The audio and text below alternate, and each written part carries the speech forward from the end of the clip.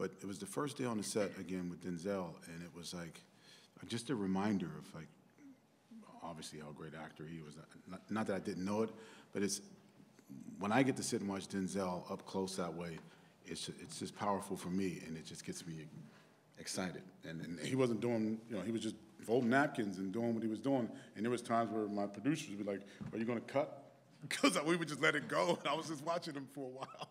So for me, it was just like, it's an interesting thing of like that rhythm again. It's like musicians who's starting to play again, and you're starting to hear that same rhythm again. And I just started to hear that rhythm again, and that was it.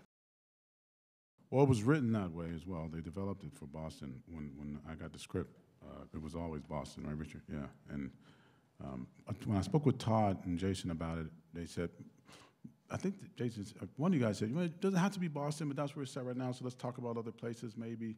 There was a conversation possibly.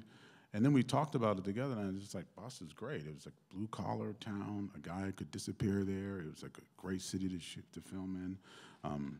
We wanted also a location where McCall lived. It was a mixed bag of races. It wasn't just one thing. And Boston just made sense. We went there and scouted the place, and I personally fell in love with the place. So as a character, it makes sense. New York just felt like it would be too big of a character itself. Sure. Boston felt like it was enough of a character that has secrets, like McCall. You know, Boston's got secrets. It's got Harvard, then it's got the harbor, which brings everything. Keith Salmon, one of our stunt guys, is a Navy SEAL, and then his partner, Lynn. Lynn is a martial artist. He was an MMA fighter as well. They worked with Denzel every day. For months. And Denzel, for 6 months or something, for a while. But he boxes also, been boxing for 20 years. So we combined all that knowledge into those fight sequences. And they trained and worked on it. They would videotape it and show me stuff.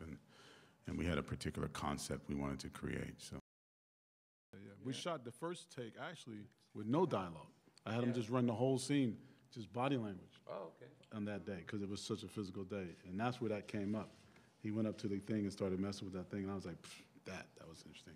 And it was it's an interesting thing to do sometimes. We did it a couple times. We would run it with no dialogue, the whole entire scene. And me and Richard Wink used to talk about that a lot. That's where that came from. And we would run the whole scene with no dialogue and see what would happen just physically. And it kind of came out of also just watching him doing it with no dialogue. It was like, wow, things just start to happen with your body, with how. And you printed those? Yeah. Yeah, Oh, so yeah. you used some of that? Oh, yeah. Oh, cool. Yeah, and some of his too, when he went over to the ag and all that stuff. Some of that turned out to be like amazing, just right away. And then we did the dialogue after. That's interesting. It's actually the last day of shooting at the beach, I think it was, right, Todd? And the sun was going down. It was like this blue color. And, you know, on the book, there's the graphic of the man, the invisible man with his hands behind his back, standing there. And I just saw the sun going down. I asked Denzel, I said, can we go get this? Because the day was almost over. And literally, we ran down the beach, grabbed the cameras, and just stole that shot in like 10 minutes before the sun dropped. And it's the shot that ends the movie just before we go to the diner. And we matched that to the book, the blue sky, the black man, the concept. Just happened at the moment. Let's thank the people from the Equalizer.